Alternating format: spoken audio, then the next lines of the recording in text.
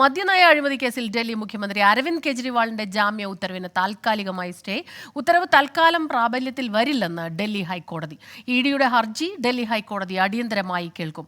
രാധാകൃഷ്ണൻ ചേരുന്നുണ്ട് ഡൽഹിയിൽ നിന്ന് വിവരങ്ങളുമായി. ആർക്കെ, വലിയ രീതിയിൽ ആവേശോജ്വലമായ ഒരു സ്വീകരണം നൽകാനായി തയ്യാറെടുക്കുകയായിരുന്നു ആം ആദ്മി പ്രവർത്തകർ. ഇപ്പോൾ കോടതി ഉത്തരവ് വന്നതിനെ തുടർന്ന് അവർ ഒരല്പം നിരാശയിലായിരിക്കുമെന്ന് നമുക്കറിയാം.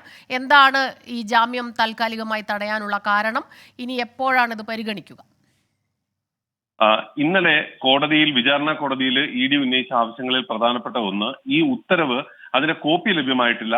മാത്രമല്ല, ഈ കോപ്പി ലഭ്യമാകാത്തത് കൊണ്ട് തന്നെ 48 മണിക്കൂർ ഈ ഉത്തരവിന്റെ പ്രാബല്യം അത് തടയണം എന്നുള്ളതായിരുന്നു. പക്ഷേ അതിന് വിചാരണ കോടതി തയ്യാറായില്ല. ഇക്കാര്യമാണ് ഇന്ന് ഇഡി ഹൈക്കോടതിയിൽ അറിയിച്ചത്. തങ്ങൾക്ക് വിഷയത്തിൽ അപ്പീൽ നൽകാനായിട്ടുണ്ട്. ആ അപ്പീൽ പരിഗണിക്കുന്നതുവരെ ഈ ജാമ്യ അനുവദിച്ച നടപടി സ്റ്റേ ചെയ്യണം എന്നുള്ളതാണ്.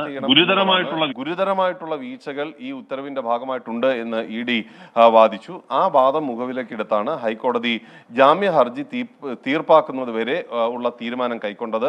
വേഗത്തിൽ ഈ ജാമ്യ ഹർജി പരിഗണിക്കാം എന്ന ഒരു നിലപാടും കോടതി സ്വീകരിച്ചിട്ടുണ്ട്. ഇന്ന് ഈ ജാമ്യം പ്രാബല്യത്തിൽ വരുന്ന വിധത്തിൽ ഉത്തരവ് ജയിലിൽ എത്തിക്കാൻ അടക്കമുള്ള നടപടികൾ സ്വീകരിച്ചു വരികയായിരുന്നു ആം ആദ്മി പാർട്ടി പ്രവർത്തകർ. അതുകൊണ്ട് തന്നെ സ്മിത പറഞ്ഞതുപോലെ തന്നെ അവരെ സംബന്ധിച്ച് വലിയ വിഷമം ഉണ്ടാക്കുന്ന ഒരു സാഹചര്യത്തിലേക്കാണ് കാര്യങ്ങൾ എത്തിയിരിക്കുന്നത്. നിലവിലുള്ള സാഹചര്യത്തിൽ ആം ആദ്മി പാർട്ടിക്ക് ഇപ്പോൾ അരവിന്ദ് കെജ്രിവാളിന്റെ ജാമ്യം അത് യാഥാർത്ഥ്യമാക്കാൻ സാധിക്കാത്ത ഒരു സാഹചര്യമാണ് വന്നിരിക്കുന്നത്. ഹൈക്കോടതി ഇക്കാര്യത്തിൽ ഇനി സ്വീകരിക്കുന്ന നടപടി, അഥവാ ഹൈക്കോടതി ഈ കേസ് കേൾക്കുന്ന സമയദൈർഘ്യം, ഇതൊക്കെയായിരിക്കും ഇനി ഇക്കാര്യത്തിൽ ഒരു അന്തിമ തീർപ്പിലേക്ക് കാര്യങ്ങളെ കൊണ്ടുവരിക.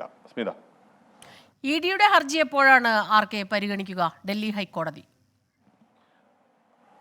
ഹർജി ഉടൻ ലിസ്റ്റ് ചെയ്യാം എന്നാണ് കോടതി പറഞ്ഞിരിക്കുന്നത്. ഒരുപക്ഷെ സാധ്യമാണെങ്കിൽ ഇന്ന് തന്നെ കേൾക്കാം, കേട്ടു തുടങ്ങാം എന്ന് പറഞ്ഞിട്ടുണ്ട്. ഈ ഹർജിയിൽ വാദം എത്ര ദിവസം നീണ്ടു നിൽക്കും, അഥവാ ഒരു ദിവസം കൊണ്ട് തന്നെ പൂർത്തിയാക്കുമോ, ഇക്കാര്യങ്ങളിലൊന്നും നമുക്കിപ്പോൾ ഏതെങ്കിലും വിധത്തിലുള്ള ഒരു അനുമാനത്തിലേക്ക് എത്താൻ സാധിക്കില്ല. ഏതൊക്കെ പോയിന്റുകളിലാണ് ഇഡി വാദിക്കുന്നത് എന്നതിനെ ആശ്രയിച്ചിരിക്കും ഈ ഹർജിയുടെ ദൈർഘ്യം എത്രത്തോളം ഉണ്ടാകും എന്ന കാര്യത്തിലേക്ക് ഈ കേസിനെ കൊണ്ട് എത്തിക്കുന്നത്. ഈ വിചാരണ കോടതിയുടെ ഉത്തരവ് ഒരുപക്ഷെ ഇപ്പോഴും അത് വെബ്സൈറ്റിൽ പ്രസിദ്ധീകരിക്കപ്പെടുകയോ അല്ലെങ്കിൽ അതിന്റെ ട്രൂ കോപ്പി ലഭ്യമാവുകയോ ചെയ്യാത്ത ഒരു സാഹചര്യമുണ്ട്. അങ്ങനെ ലഭ്യമാകുന്ന കോപ്പി അത് കോടതിയിൽ ഈ അപ്പീൽ അപേക്ഷയ്ക്ക് ഒപ്പം സമർപ്പിച്ചാൽ മാത്രമേ അതിൽ പറഞ്ഞിരിക്കുന്ന കാര്യങ്ങൾ, ജാമ്യം അനുവദിക്കാനായിട്ട് സ്വീകരിച്ച നിലപാടുകൾ, ഇവയെ ഖണ്ഡിക്കാനായിട്ട് ഇഡിക്ക് സാധിക്കൂ. ആ ഒരു സമയം ഏതായാലും ഈ ജാമ്യം വിഷയത്തിൽ അന്തിമ തീരുമാനമുണ്ടാകാൻ കാത്തിരിക്കേണ്ടി വരും.